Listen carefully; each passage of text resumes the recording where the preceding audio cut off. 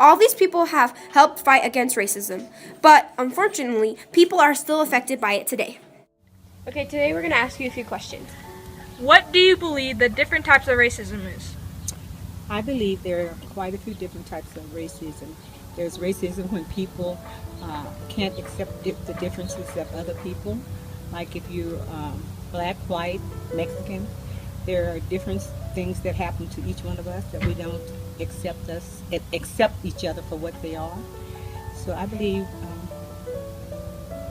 racism is something that you can't accept differences that other people have. In the 1940s, Kenneth and Mamie Clark designed a series of experiments known as the doll test.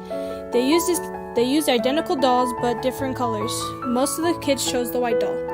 Although a child picked the black doll and said, "That's a nigger, I am a nigger." How does pop culture or media affect racial issues? Well, of course, the media is very specific about what they cover and the narrative that they continue to talk about. It's important to note that corporate America owns the media.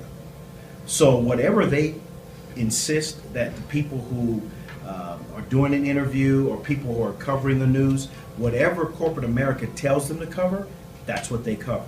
So that's why a lot of racist events don't get coverage.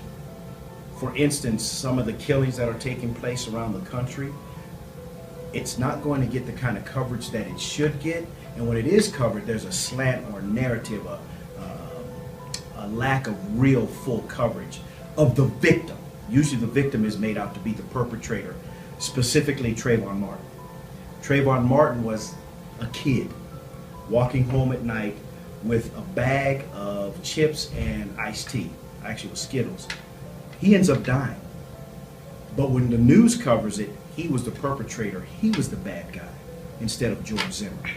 And we see after the fact that George Zimmerman is just one of the most evil people that's ever walked the earth. But yet he's still alive and free.